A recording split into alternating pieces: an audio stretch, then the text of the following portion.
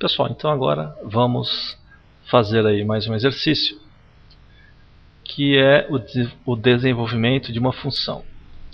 Essa função ela tem basicamente 3 parâmetros, são 3 números inteiros, de tal forma que a ideia é, o primeiro número ele é um número inteiro, assim como o segundo e o terceiro, de tal forma que o segundo e o terceiro ele gera um intervalo de números.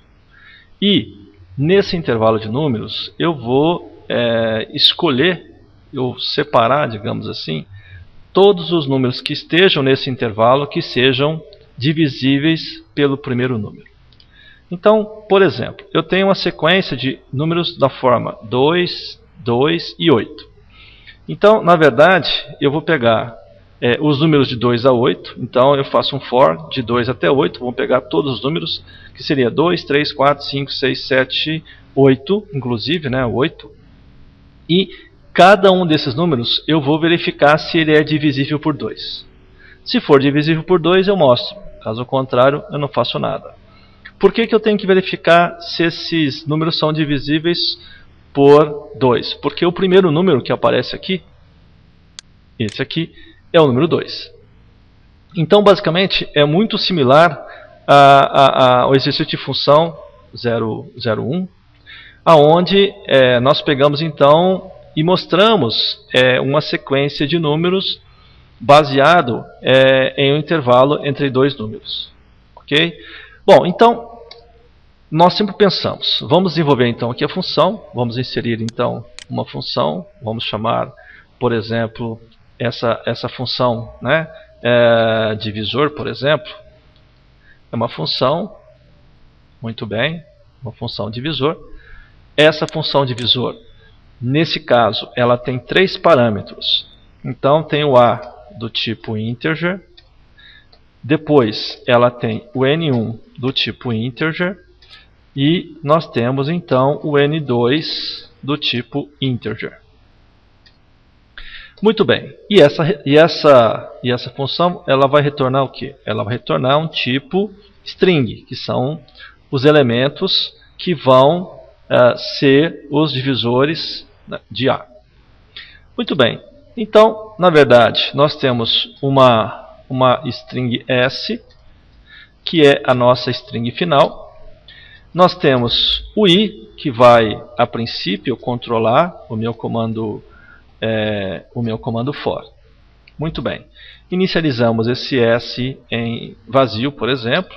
Então, é uma string vazia. E fazemos um for I é igual, no caso, a N1 até N2. Tá? E usamos aqui o next I.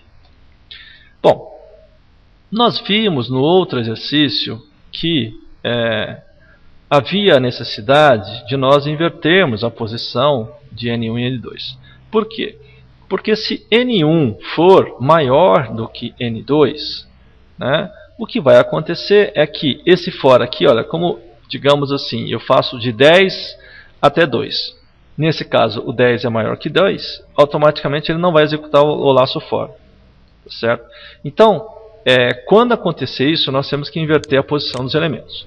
Para isso, nós vimos que a gente cria uma variável auxiliar do tipo inteiro. E aqui fazemos, então, uma inversão.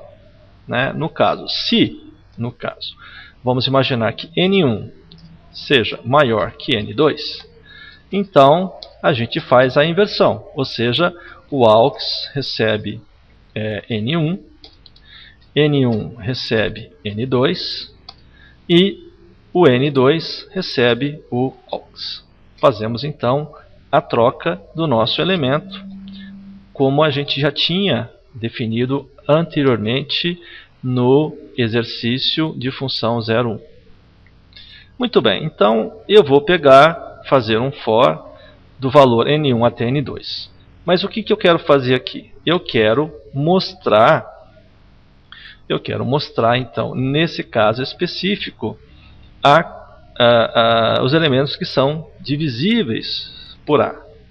Para isso, o que eu faço? Eu faço um comando condicional com relação à questão de I, porque na verdade é o elemento que eu estou variando, e pergunto se ele divisível por A, ou seja, o mod significa o resto da divisão de I por A. Se esse resto for igual a zero, significa que I é divisível por A. Então, por exemplo, se o A é 2, eu vou pegar o I igual a 2. 2 é divisível por 2? É, então o resto é zero. O 4 é divisível por 2? É, então o resto também é zero. O 5 é divisível por 2? Não, o resto não é zero, o resto seria 1. Muito bem, nesse caso então, se eu tiver essa situação, eu faço um S é igual a S mais, vamos colocar um espaço em branco para a gente ver os elementos da sequência, E comercial I. Então, nesse caso, ele deverá mostrar aqui todos os elementos que sejam divisíveis pelo elemento A. No caso, se por acaso não houver nenhum elemento, ele vai dar aí uma sequência vazia. Bom, o retorno é dado pela função divisor. Nesse caso, então, o retorno é a minha expressão S. Ok? Minha expressão S. Muito bem. Nesse caso, então, podemos fazer aí, né, um teste usando o código. Né? Vamos pensar aqui no código. Então, por exemplo, eu tenho aqui 2, eu tenho 2 e tenho 10. Aí eu chamo lá divisor.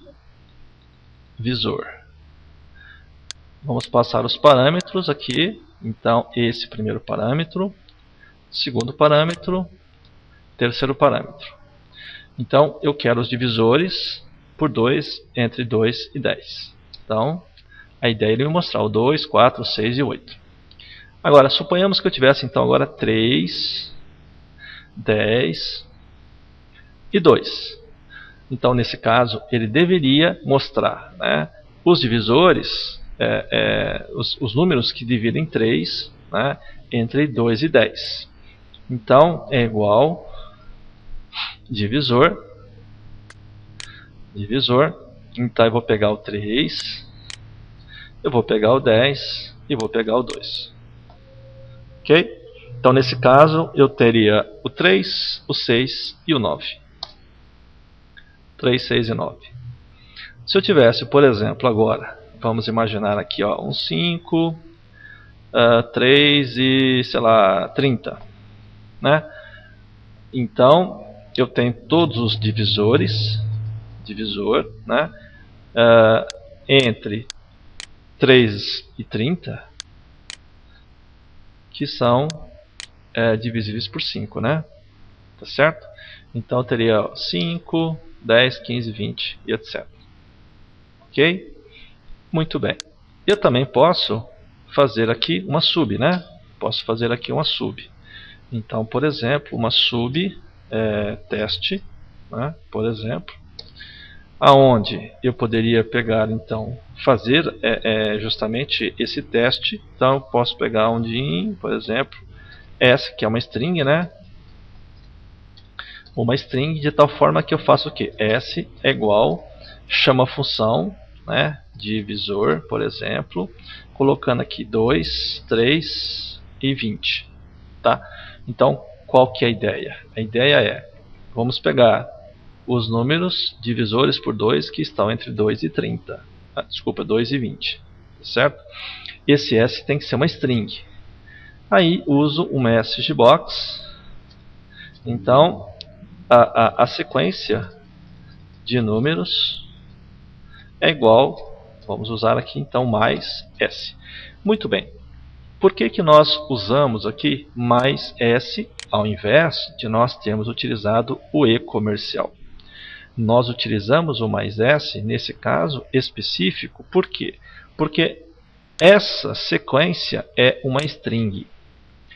S também é uma string. Então, string mais string funciona. No caso, por exemplo, desse exemplo, esse E comercial, novamente, né? O S é uma string, e eu somo com uma outra string, que é esse espaço em branco, Só que i não é string, i é um número inteiro, então eu tenho que usar, nesse caso, o e comercial. Vamos fazer um teste aqui, verificar se está ok, né? Então eu tenho uma sequência de números entre, nesse caso, né, até 20, ou seja, de 3 a 20 divisíveis por 2. Ok?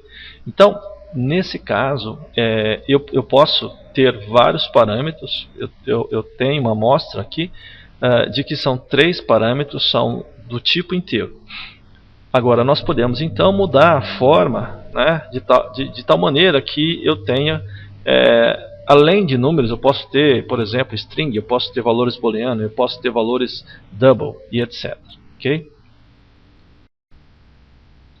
Pessoal, só mais um detalhe com relação à questão desse exercício. Se eu não quisesse mostrar, por exemplo, a string, e sim a soma dos números que sejam divisíveis por A, então o que eu poderia fazer? Então a gente pode abrir aqui uma outra função, por exemplo, né? Vamos então definir uma função chamada divisor,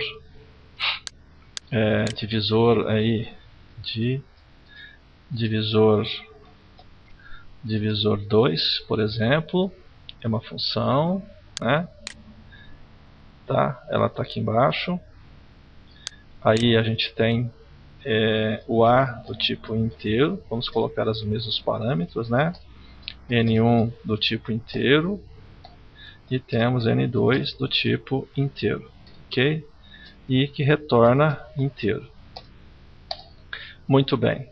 Daí a gente pode copiar então a parte do código, tá? E fazer as devidas alterações aqui embaixo, né? Então vamos colar. Bom, então, na verdade o que muda, né? O que muda aqui? O que muda, na verdade, é que ao invés desse S ser uma string, ele é um inteiro, né? Então, aqui esse S deu um errinho aqui porque nós não completamos a frase, né? Então vamos colocar aqui 0, inteiro, né? Integer, ok? Vamos inicializar em 0, né? E aí, quando eu chegar aqui, eu simplesmente vou tirar o valor da expressão, ok? Então, o meu divisor, né, no caso a função divisor aqui, olha, lembrando, né, que é 2, é igual a S, que seria a soma, ok? Para nós efetuarmos aí o teste, então vamos fazer aqui, né, por exemplo, uma sub, teste 2, então eu tenho aqui, imaginemos um n do tipo integer, né? Fazemos o n é igual a n recebendo a função, no caso, a gente pode definir números, vamos imaginar aqui que essa função é divisor, né? 2, vamos colocar o 2, o 3 e o 20, ok?